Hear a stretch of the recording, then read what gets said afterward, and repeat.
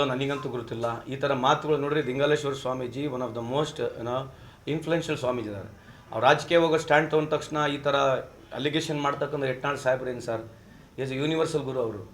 ಯತ್ನಾಳ್ ಸಾಹೇಬರು is universal ಗುರು. ಯಾರು ಬೇಕಿದ ಮೇಲೆ ಏನು ಬೇಕಿದ್ದಕ್ಕೆ ಹೇಳ್ಬಿಡ್ಬೋದು ಅವರು. ಬಿಕಾಸ್ ಅವರಿಗೆ ಅದು ಒಂದು ಹಾಬಿ ಇದೆ ಅವರಿಗೆ.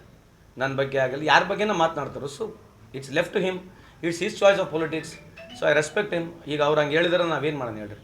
ಅದಕ್ಕೆ ನಾನು ಅವಕ್ಕೆ ನೀವು ಕೌಂಟರ್ ರೊಕ್ಕ ಪಡೆದವರು ಇಲ್ಲ, ಅದಕ್ಕೆ ನಮಗೆ ಕೇಳಿದ್ರೆ ನಾವು ಹೆಂಗೆ ಹೇಳೋಣ ಹೇಳ್ರಿ? ಅವರಿಗೆ ಕೇಳಬೇಕು. ಯಾಕಂದರೆ ಅವ್ರಿಗೆ ಇನ್ಸೈಡ್ ಇನ್ಫಾರ್ಮೇಷನ್ಸ್ ಇರ್ತವೆ. ಯಾರು ಯತ್ನಾಳ್ ಸಾಹೇಬ್ರು, ನೀವು ಅವರಿಗೆ ಕೇಳಬೇಕು. ಯಾರು ಪಡೆದಾರೆ, ಹೆಂಗೆ ಪಡೆದಾರೆ, ಅವ್ರು ಡೀಟೇಲ್ಸ್ ಹೇಳ್ಬೇಕು. ಅವ್ರೇನಂದ್ರೆ ಆರ್ಕೆ ಉತ್ತರ ಕೊಟ್ಟೋಗ್ಬಿಡ್ತಾರೆ, ಪ್ರಶ್ನೆ ನಮ್ಮನ್ನು ಕೇಳ್ತೀರಿ. ಅವ್ರಿಗೆ ಹಿಡಿದು ಕೇಳ್ರಿ.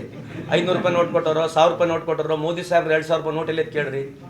ಮೋದಿ ಸಾಹೇಬ್ರು 2000 ರೂಪಾಯಿ ನೋಟ್ನ ಕೊಟ್ಟರು, ಹೆಂಗೆ ಕೊಟ್ಟರು ಅವ್ರಿಗೆ ಗೊತ್ತಿರಬೇಕಲ್ಲ ಯತ್ನಾಳ್ ಸಾಹೇಬ್ರಿಗೆ. Because is encyclopedia of this country. So he has got every information. Please kindly ask him only.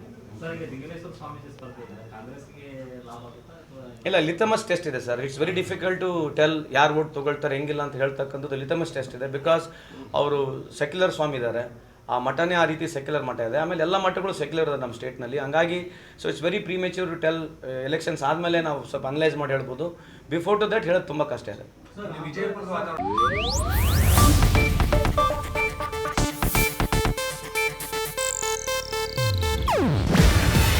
ಇದು ಏಷ್ಯಾನೆಟ್ ನ್ಯೂಸ್ ನೆಟ್ವರ್ಕ್ ಪ್ರಸ್ತುತಿ.